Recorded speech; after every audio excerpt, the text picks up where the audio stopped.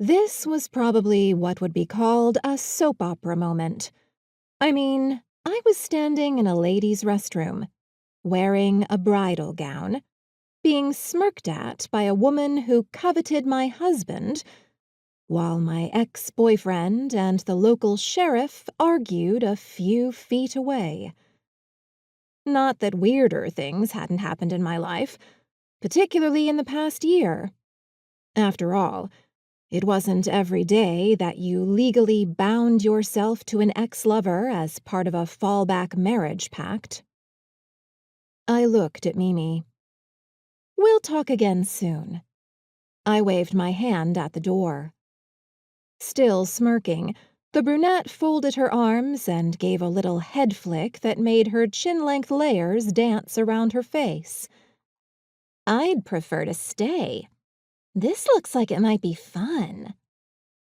God, I needed to cut that bitch up at some point. For now, I switched my attention back to the two men who were deep in an argument.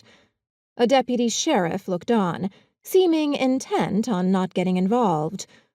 Well, most cops swerved getting on my husband's bad side, and this little scene would sure piss him off. "I'm only here to ask her some questions, Graydon," the sheriff insisted, his large fists perched on his stout hips.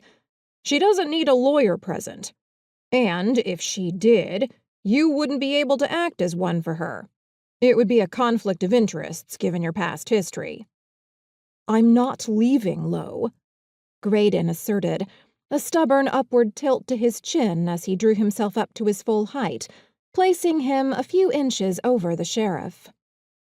Exasperation rippled across Lo's jowly face. "Has it occurred to you that she might not want you here? I have to say, taking into account the way everything played out between you two, I wouldn't blame her if she didn't." An emotion flickered in Graydon's hazel eyes too fast for me to process it. "If you're trying to manipulate Addison into demanding I leave, it won't work. She knows better than to talk without legal representation present. As I said before, she doesn't need it. I just mean to ask her a few questions." "Go ahead," Graydon invited, his tone as smooth as the short brown hair he'd slicked back. "But I'll be right here while you do." Lo's gaze narrowed. "How do you think my niece will feel when she hears you rallied to the defense of a woman she hates?